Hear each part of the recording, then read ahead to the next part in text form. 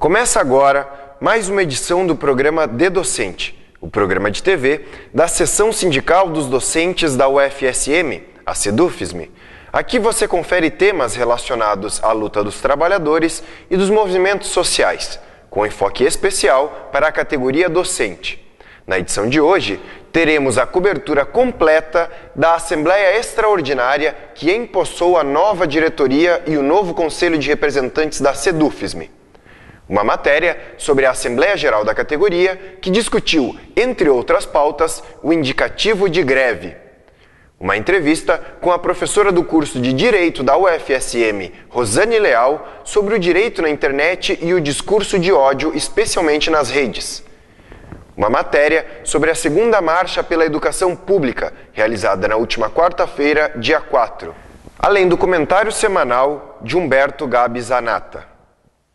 Na última terça-feira, dia 3, foi realizada a Assembleia Extraordinária da categoria docente, que empossou a nova diretoria e o novo Conselho de Representantes da SEDUFSM para o biênio 2014-2016. Além dos integrantes da chapa e dos novos conselheiros, o auditório esteve lotado com representações da universidade e dos movimentos sindical e social, que prestigiaram a posse dos novos diretores da SEDUFSM.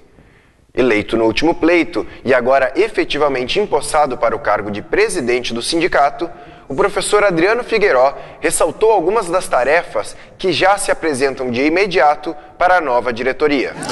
Olha, nós temos muitas coisas acontecendo, né? Porque a luta não para e, portanto, ela passa de uma gestão para outra. A questão da IBSER, como nós falamos nos discursos, ela é uma questão mal resolvida ainda dentro da universidade. Então, a luta pela IBSER ela é premente, ela é para amanhã, né? E nós temos questões também de curto prazo, como a questão do FUNPRESP, que os professores nos cobram para saber se aderem ou não, o que fazer. Então, são um conjunto de ações, é uma agenda que a diretoria agora vai sentar e vai estabelecer as prioridades de como é que vai começar a tocar a luta. Uma dessas tarefas imediatas, tendo sido tratada como eixo durante a campanha, é a localização de uma sede do sindicato no campus da UFSM, conforme destaca a vice-presidente da SEDUFSM, professora Suzy Scalco. Bom, então conforme nós já havíamos prenunciado, que esse seria um das nossas primeiras iniciativas, nós já estamos agendando uma reunião com o reitor para a semana seguinte, de modo que nós possamos conversar sobre esse ponto no particular, que é a ideia de termos uma sede da SEDUFSM junto ao campus, para que nós possamos efetivamente estarmos mais próximos dos docentes da UFSM. A transição de diretorias foi comandada pelo agora ex-presidente da SEDUFSM, Rondon de Castro, que segue na gestão do sindicato enquanto conselheiro e que ressalta a confiança da antiga direção naqueles que agora assumem a SEDUFSM. Com muita tranquilidade, é uma passagem apenas para o bastão de lideração. Só isso, porque ideologicamente tem muita semelhança com o que o novo presidente, o Adriano, pensa e que nós pensamos, em termos de luta, e a disposição é a mesma, a disposição de estar presente em todas as lutas possíveis para nos envolver a categoria. Então nós estamos tranquilos com relação a isso, não tem problema. Além de representantes de sindicatos locais, o professor Carlos Pires, diretor da Regional Rio Grande do Sul do Andes Sindicato Nacional, também esteve presente e destacou a relação entre Andes e SEDUFSM. Na realidade nós sempre tivemos uma boa representação de Santa Maria em nível nacional. Santa Maria é considerada uma seção sindical referência, porque tem muitos sindicalistas que pensam, que fazem proposta para o movimento docente em nível nacional, e a expectativa é que a gente continue e aprofunde esta relação e que continuemos dando condições aos docentes da Universidade de Santa Maria de uma participação mais efetiva em nível nacional. Entre os docentes que tomaram posse para o novo Conselho de Representantes, a professora Beatriz Pipe destaca o papel dos conselheiros na construção do sindicato.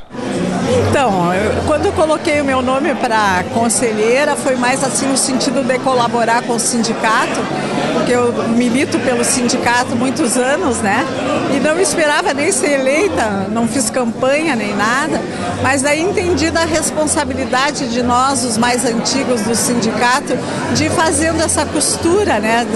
Dessa relação de puxar o passado, puxar a história do sindicato e reafirmar o pessoal jovem que está assumindo esses cargos. Então, estou aí disposta a trabalhar, como sempre, né, durante todos esses anos, disposta a trabalhar em prol da categoria, em prol dos interesses, né, da comunidade universitária. Estamos aí. Além da Assembleia de Posse, nessa semana, especificamente na última segunda-feira, dia 2, também foi realizada a Assembleia Geral da categoria, que trazia, entre os pontos de pauta, o indicativo de greve para o mês de junho. Na ocasião, a Assembleia, que foi realizada no auditório Sérgio Pires, no campus da UFSM, rejeitou o indicativo de greve e aprovou uma série de medidas para que se construa a mobilização junto à categoria. A realização do debate sobre o indicativo de greve se deu a partir de deliberação de reunião do setor das instituições federais de ensino do Andes Sindicato Nacional, conforme destaca o ex-vice-presidente da SEDUFSM e diretor da Regional Rio Grande do Sul do Andes, Júlio Quevedo. Pois é, na minha avaliação, nós estamos mobilizados, né? O fato de estarmos aqui, foi uma assembleia que teve um número, né, razoável, demonstra que os professores realmente estão mobilizados, mas a questão de um indicativo de greve é um terreno bastante pantanoso. Pelo fato de que nós saímos de uma greve em 2013, 2012, né, para 2013, mas nós saímos de uma greve em que nós não encerramos a greve, né? A gente deixou um tempo para retornar e fazer essa avaliação. E essas avaliações foram feitas constantemente, né? Só que nesse momento também nós estamos num período de uma grande transição, localmente, regionalmente, nacionalmente, né?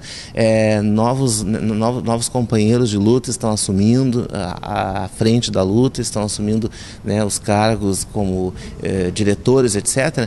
Então, na verdade, eles também estão solicitando mais este tempo para poderem fazer, enfim, essa mobilização, para poderem fazer esse debate, né? E para, enfim, a gente ficar muito ciente de que nós temos realmente muitos motivos para estarmos em greve.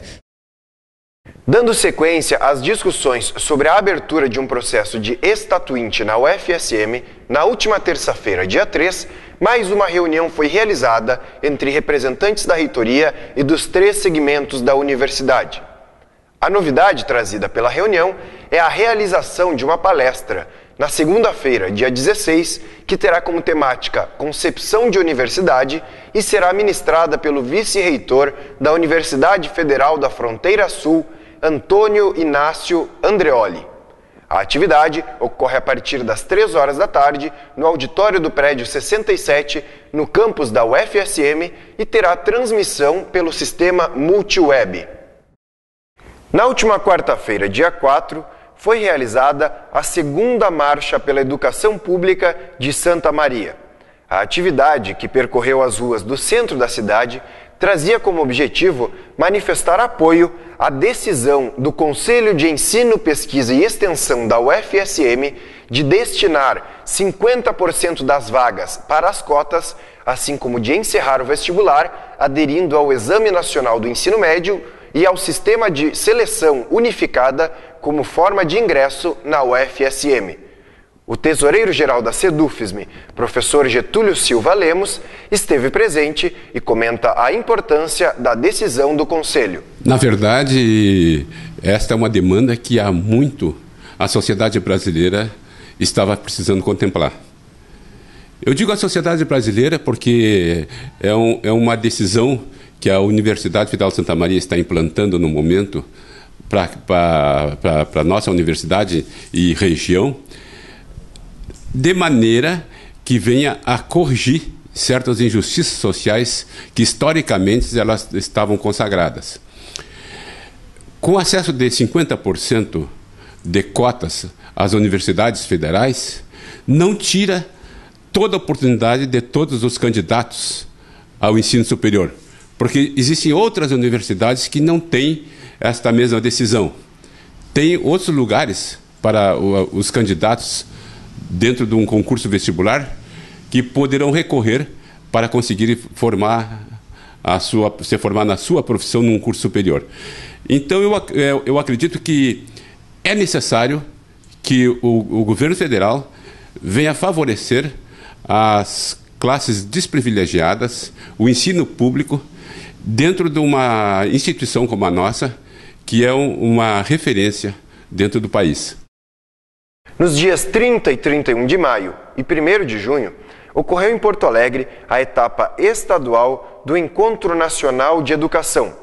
O encontro teve como temática central a educação brasileira e a atualidade das lutas sociais. Um dos palestrantes da mesa de discussão que abordou exatamente essa temática foi o professor da Faculdade de Educação da Universidade Federal do Rio de Janeiro, Roberto Ler, que comentou a importância do Encontro Nacional de Educação no atual contexto. O Encontro Nacional de Educação pode, de fato, ser esse novo ponto de partida se conseguirmos canalizar, articular, dar liga, criar agendas dessa quantidade fabulosa de lutas que está em curso hoje no país, particularmente com os trabalhadores da educação, que desde 2011 vem sendo um dos mais destacados protagonistas da luta social no Brasil. Greves em praticamente todas as capitais, greves em praticamente todos os estados da federação, envolvendo milhares e milhares de trabalhadores, podemos dizer até em ordem de grandeza, mais de 1 milhão de trabalhadores. No entanto, não conseguimos ainda fazer lutas de âmbito nacional que articule a educação básica, a educação superior, em torno de eixos objetivos. Um deles, obviamente, é a questão do financiamento dos 10% do PIB para a educação pública, ou seja, dos 480 bilhões que devem ser aplicados na educação pública, nós entendemos que 480 bilhões vão ser aplicados exclusivamente na educação pública e não nas corporações de educação, como está acontecendo hoje, por meio do FIES, do Programa Universidade para Todos, do Ciências Sem Fronteiras, que realimenta uma lógica de mercantilização que sempre sonega à juventude o seu direito à educação superior pública, gratuita, socialmente referenciada e que seja de fato uma instituição capaz de construir um outro porvir de maneira auto-organizada, auto-construída, auto-propelida para a nação brasileira. Após a realização de mesas e grupos de discussão, foram apontados encaminhamentos na plenária final, conforme destaca a professora da Faculdade de Educação e da Seção Sindical do Andes na URGS, Laura Fonseca. Consolidamos um encontro estadual que contou com uma mesa de abertura recuperando a discussão do encontro nacional associado às lutas sociais, com a palavra de dirigentes, de entidades da educação ou não, que ou participaram ou compreendem a importância desse encontro. Depois tivemos uma mesa riquíssima com um debate sobre o PNE, sobre a educação e as lutas sociais.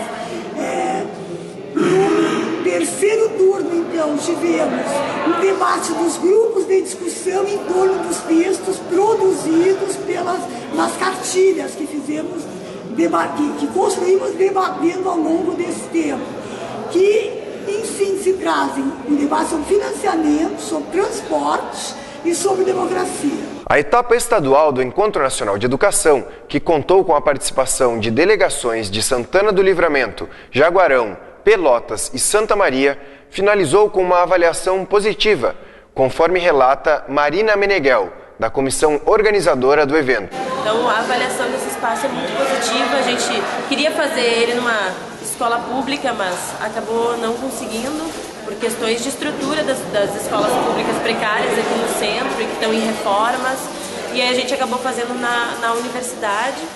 Mas conseguimos tirar bons encaminhamentos e acho que vamos continuar com essa articulação positiva aí para o Encontro Nacional. A professora do Centro de Educação Física e Desportos da UFSM e conselheira da SEDUFISM, Maristela Souza, comentou as perspectivas para o Encontro Nacional de Educação, que será realizado no Rio de Janeiro. E a perspectiva desse encontro nacional é exatamente a gente tentar materializar, né, todo esse conteúdo que foi levantado nessas etapas estaduais aí, em termos de Brasil. Com o crescimento do consumo de redes sociais e da internet como um todo, muitas são as discussões que tentam buscar e apontar quais seriam os limites da liberdade de expressão na internet, esse espaço aparentemente sem regras. Para falar um pouco sobre isso, a entrevista que apresentamos hoje no D-Docente é com a professora do curso de Direito da UFSM e que estuda especificamente as questões de direito na internet e do discurso de ódio nas redes, a professora Rosane Leal.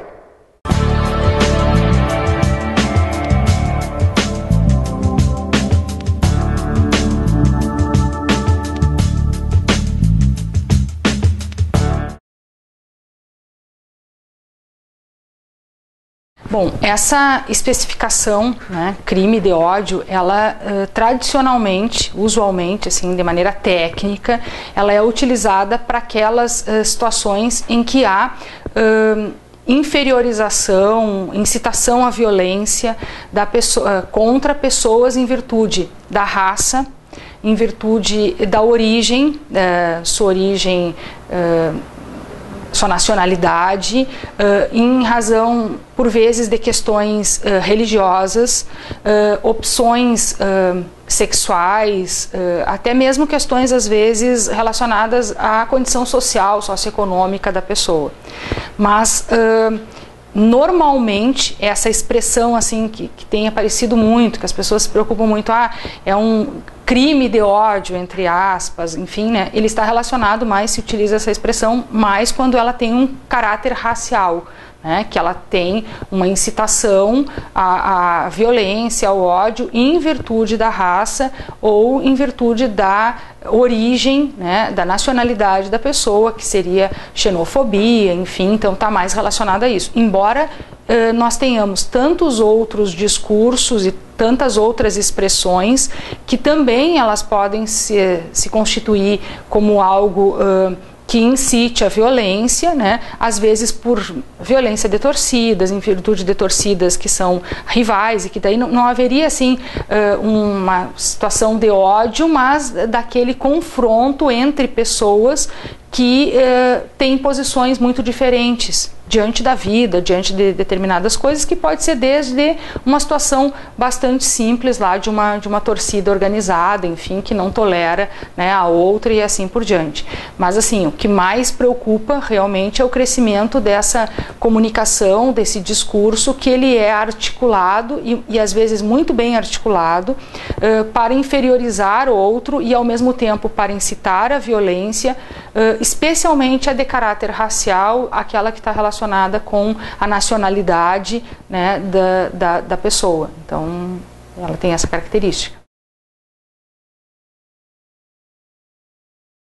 Ele pode, bom, primeiro, pode comunicar ao provedor que está, se é numa rede social, enfim, denunciar aquele conteúdo.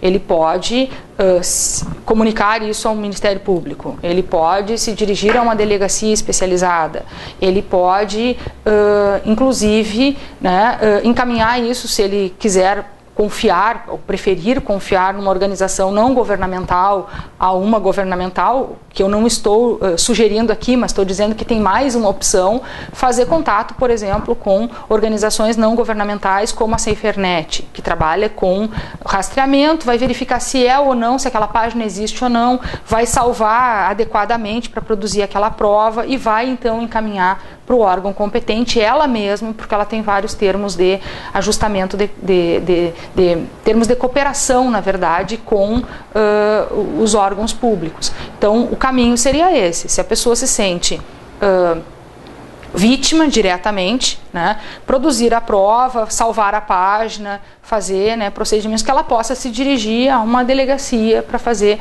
o registro dessa ocorrência, se ela foi diretamente vitimada. Se não, bom, acho que ninguém pode ficar parado, inerte, diante de uma situação que está presenciando, por exemplo, a incitação a crimes ou a coisa assim. Então, comunique a algum desses órgãos que eu mencionei, que acredito que é bem melhor, mais eficiente, pode salvar vidas do que simplesmente se quedar inerte. O que a gente tem que cuidar também é não ir para o outro lado fazendo uma onda de denuncismos, né, levianos ou enfim, mas são as medidas que ela tem a seu dispor. Bom, com relação à incitação, né, contra pessoas em virtude da sua raça, já há algumas condenações.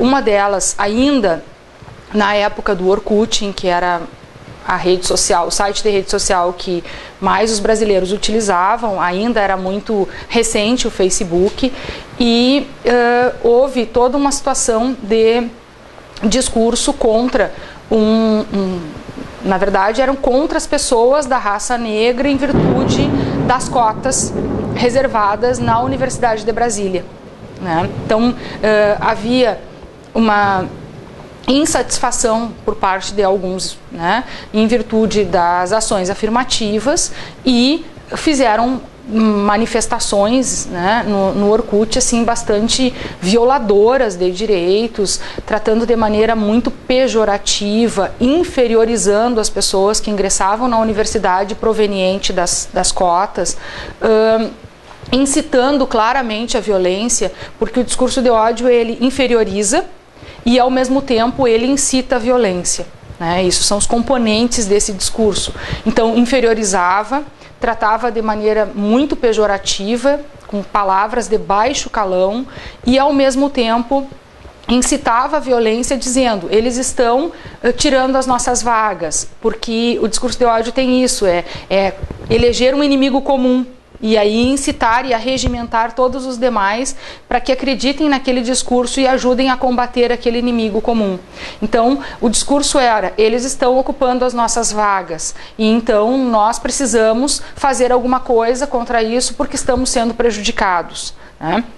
E era todo um discurso articulado nesse sentido, em que outras pessoas também ingressaram e fizeram comentários dessa natureza, e o autor das postagens ele foi condenado, houve uma condenação em esfera criminal pelo fato, né? Há uma outra situação também que se aplicou o mesmo dispositivo, e que foi em virtude do resultado, as postagens culminaram com o resultado da eleição para presidente da República, na qual, né, foi eleita a presidenta Dilma, e uma estudante de direito fez manifestações pelo Twitter flagrantemente, né, incitando a violência e inferiorizando os nordestinos, né, num claro discurso em virtude do local de onde eram provenientes, né, dizendo que aquelas pessoas eram desqualificadas, que tomavam as vagas de emprego em São Paulo, que agora, além disso, ainda votavam de maneira com que, né, a troco de qualquer coisa, enfim, fazendo uma série de manifestações nesse sentido, mas ao lado da sua posição política, que qualquer um pode e deve ter, na verdade havia também um discurso que incitava a violência contra nordestinos, muito claramente, né? E houve uma repercussão bastante grande desse fato, respondeu a um processo, houve uma condenação, houve a aplicação de uma pena, enfim, então há julgados, né? Então é um tema que ele tem crescido. Claro que muitas vezes ainda é mais frequente a pessoa que individualmente se sente atingida lá por uma difamação, uma calúnia ou uma injúria, e aciona o ofensor, mas há esses casos também em que extrapola, né, na verdade, uma pessoa ofendida e atinge a todos, né? Na próxima quarta-feira, dia 11, será realizada a palestra Problematizando a Copa de 2014, Economia, Política e a Cidade, com o professor do curso de Educação Física da Universidade Federal de Rio Grande, Billy Greff.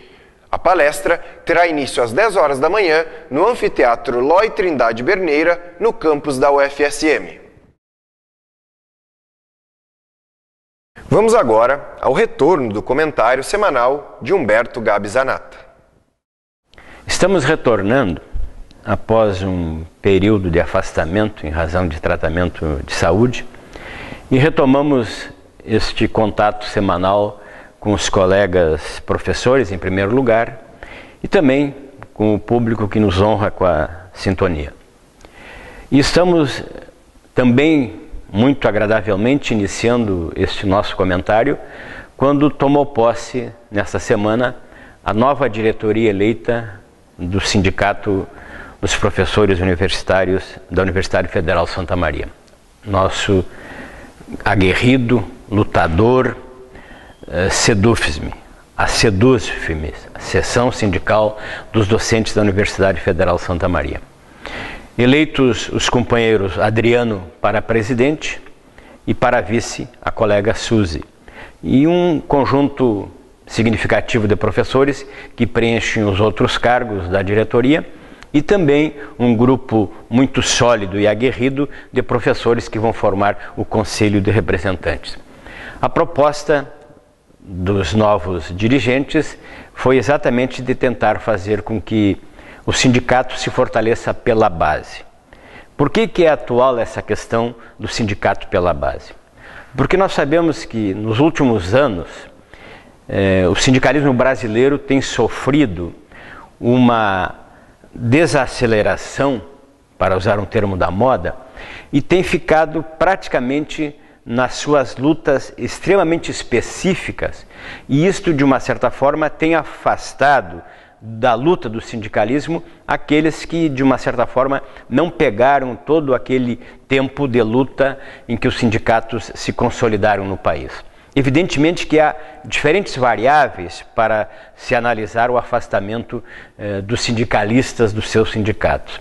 Um deles, evidentemente, no meu ponto de vista, é o viés extremamente partidarizado de alguns sindicatos que faz com que, se durante a luta sindical se pode abrir esses leques de opções da luta, quando ocorre, e no caso brasileiro isso especificamente ocorreu, que quando o sindicato está militando quase que majoritariamente num partido, e esse partido chega ao poder, esgota-se ou diminui-se ou arrefecem-se as lutas sindicais. Nós temos visto isso e algumas centrais sindicais estão sofrendo deste problema e alguns sindicatos estão sofrendo desse problema, afastamento da sua base, das suas lideranças. E vamos torcer todos, e é nosso desejo, e será sem dúvida nenhuma o empenho desta diretoria que está assumindo agora, para que efetivamente a Seção Sindical dos Docentes da Universidade Federal de Santa Maria volte a ser um sindicato forte, porque não pela sua diretoria tão somente, mas principalmente pela luta, pela consciência e pela participação da base. Até o próximo De Docente Decente. O programa De Docente de hoje termina aqui, mas seguirá disponível para o acesso através dos sites da TV Santa Maria e da SEDUFSME. Também convidamos você a visitar as nossas redes sociais. Críticas e sugestões ao programa podem ser enviadas ao e-mail da SEDUFSME. E encerramos o programa De Docente de hoje com uma homenagem à liderança caigangue Augusto Ope da Silva, que faleceu no último sábado, dia 31. Augusto carregou a bandeira das lutas indígenas por diversas partes do estado e do país, e durante muito tempo travou duras batalhas aqui em Santa Maria. E nesse período, funcionários e diretores da SEDUFSME puderam conviver e aprender muito com a liderança caigangue que foi Augusto Ope da Silva. Ao Augusto, nosso muito obrigado. E para nós, a vida, né? Não sei o que é vida para vocês, bom, cada nação, cada origem pensa diferente. Mas para nós, quando se fala de vida, estamos falando de cultura, a cultura viva, a língua viva, né? Apesar dos 513 anos, aqui no meio de uma cidade de Santa Maria, 100% as crianças falam a língua. Então, para mim, é motivo de emoção, mas também foi um motivo de de história, né? De resistência, né? Que a colonização, ela cortou nossos galhos, cortou nossos troncos, mas se esqueceram de arrancar nossas raízes, que hoje brota cada vez mais forte. Nossas raízes, não só nós, mas com os outros movimentos sociais, né? Junto nossos companheiros quilombolas, junto Sem Terra, junto ao Movimento Sem Terra, né? Junto com Tameus, a gente sabe que não é só o índio que está sendo explorado nesse país. Todos nós, né? O trabalhador, até os professores, né? Fizeram a greve agora há pouco tempo, né? Então, o nosso sonho é se dar as mãos, seja de qualquer nação que for. E nós temos um sonho de ver um mundo melhor. Um mundo que não tem criminalidade, um mundo que não tem preconceito, um mundo que não tem discriminação. Esse sonho é possível quando nós se unir, né? O respeito de cada um de nós que está aqui fazer sua parte, aí outro mundo é possível. Obrigado.